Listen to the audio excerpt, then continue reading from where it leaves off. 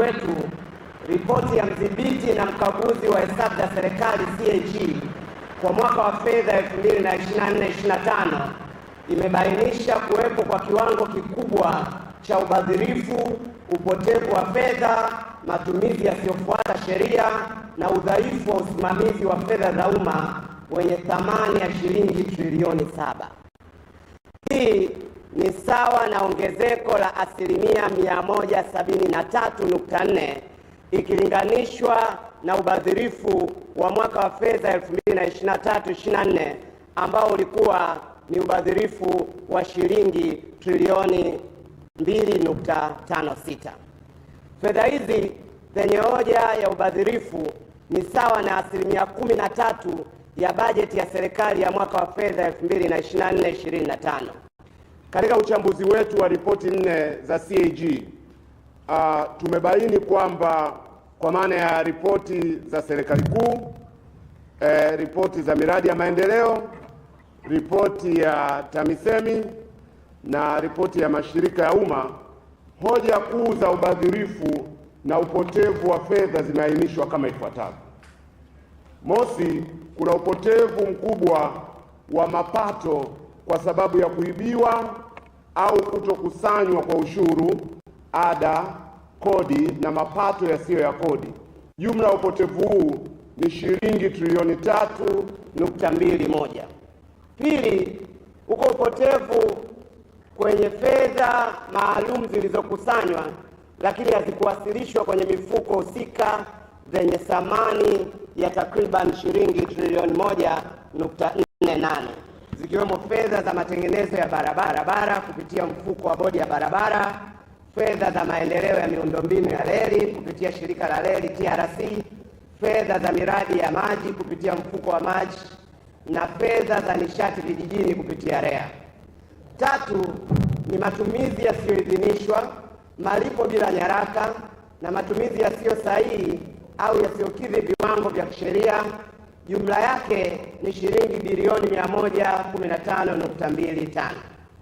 Nne, ni ukiukwaji wa sheria, taratibu za manunuzi na usimamizi wa fedha kwa maana ya zabuni kutofuata sheria, mikataba bila idhini na masuala ya single sourcing kwa maana ya kufuata mzabuni mmoja isivyo halali na udhaifu wa mifumo ya udhibiti. Hoja hii ina jumla ya shilingi bilioni 2.43. Tano, ubadhirifu wa fedha za umma na matumizi yasiyo na tija. Hapa pana jumla ya fedha zilizoliwa kwa ushahidi wa wazi ni shilingi bilioni 500.9. Na sita, ni ucheleweshaji utekelezaji na ucheleweshaji katika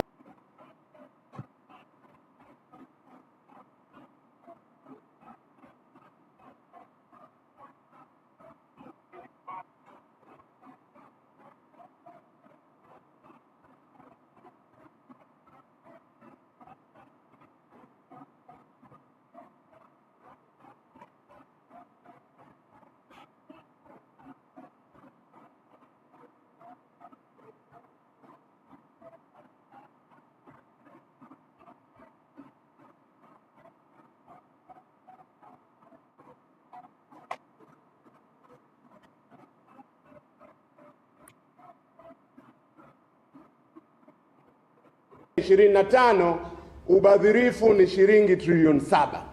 Hapa maana yake ni kwamba kadiri tunavyoendelea ubadhirifu umekuwa ukichukua hatamu na ukiongezeka kwa kiwango kikubwa sana. Lakini ukitazama mwelekeo wa serikali, na hapa niseme jambo, tumemsikia sisi ACT Wazalendo Rais wa Jamhuri ya Muungano wa Tanzania, Rais Samia Suluhu Hassan akiwa anapokea ripoti za CAG, ripoti ya TAKUKURU, PPRA. Aliwaagiza PPRA kwamba wahakikishe kama anavyofanya CAG na wao waweke hadharani wabadhirifu wote na vibaya ili waone aibu. Sisi ACT Wazalendo, ujumbe wetu kwa Rais Samia Suluhu Hassan, wabadhirifu, wezi, wahujumu uchumi hawawezi hawawezi kuacha vitendo hivi kwa kuweka hadharani, hawawezi kuacha vitendo hivi kwa kuona aibu. Serikali ya Chama cha Mapinduzi inapaswa kuwajibika kwa kuchukua hatua mwafaka kuwashughulikia wezi na mafisadi, na pahala sahihi pa wezi na mafisadi ni kupelekwa katika vyombo vya sheria kuhukumiwa, ili fedha za umma ziweze kuokolewa. Hiyo ndiyo njia inayopaswa kuchukuliwa. Lakini kama mnavyofahamu, Chama cha Mapinduzi hakiwezi kuchukua hatua hii tunayoipendekeza, kwa sababu mwenendo wa mambo unavyoonekana, CCM imetoka kuwa Chama cha Mapinduzi na jina ambalo wanastahili ni chama cha mafisadi.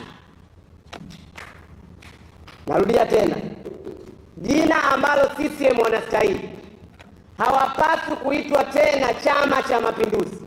Jina lao ambalo Watanzania nchi nzima wanapaswa kuwaita kwa trendi hii ya kuongezeka kwa ufisadi na ubadhirifu kutoka trilioni 2.5 mpaka trilioni 7, jina wanalostahili ni Chama cha Mafisadi Tanzania.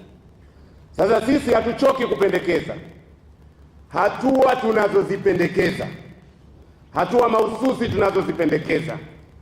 Mosi, tunataka watumishi wote wanaohusika na kuwezesha kuwepo na kushamiri kwa vitendo vya ubadhirifu na upotevu wa mapato wakamatwe na hatua za kisheria na kiutawala zichukuliwe. 2, tunatoa rai kwa vyombo vya habari na asasi za kiraia kwa maana ya AZAKI kutekeleza wajibu wao wa kimapambano wa kuangazia, kumulika na kuweka hadharani vitendo vya ubadhirifu na upotevu wa fedha za TAKUKURU ishughulike na makosa makubwa ya ufisadi na rushwa kwa uwazi. Na hapa niongeze kidogo, tumeisikia taarifa ya TAKUKURU mbele ya Rais Samia, Rais wa Jamhuri ya Muungano wa Tanzania, na tumesikia taarifa yao iliyorejewa katika hotuba ya bajeti iliyosomwa na waziri mwenye dhamana ya utawala bora na utumishi wa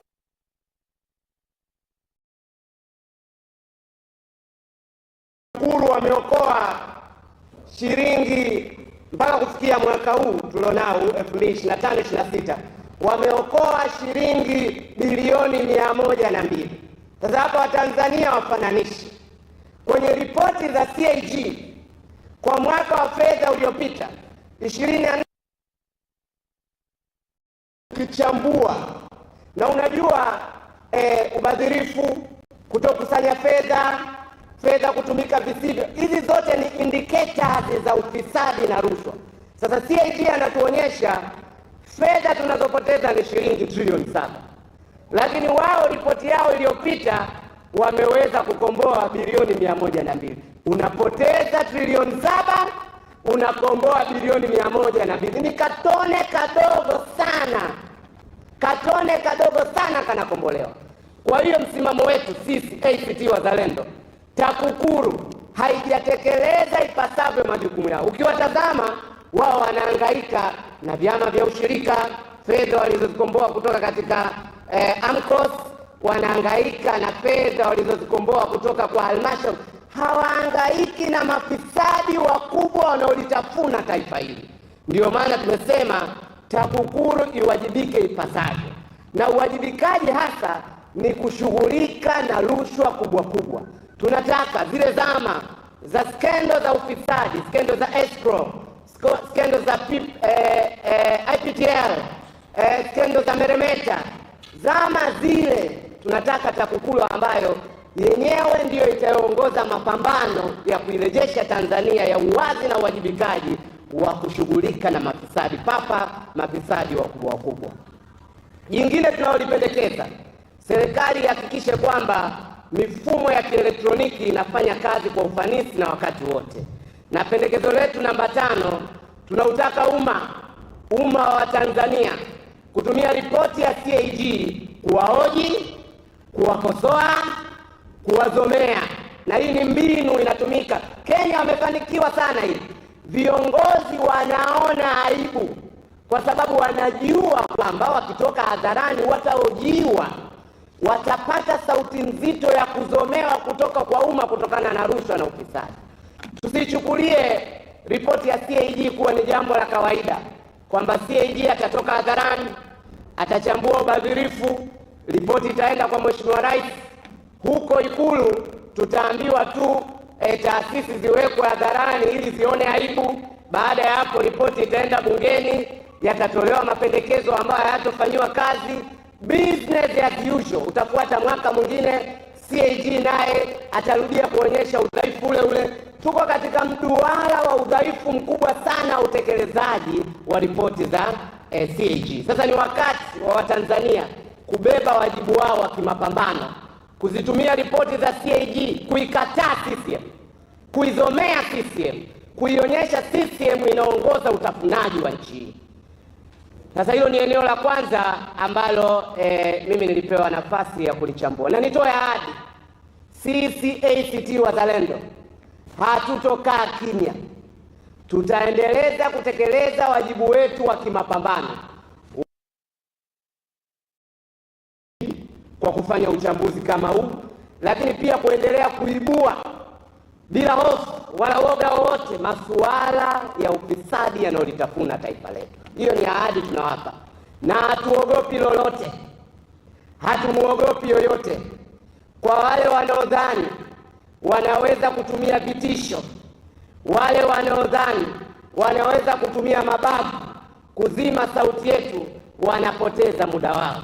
Na wataka wakasome tamko la Chama cha Kimapinduzi cha Chuo Kikuu cha Dar es Salaam kinachoitwa USAF.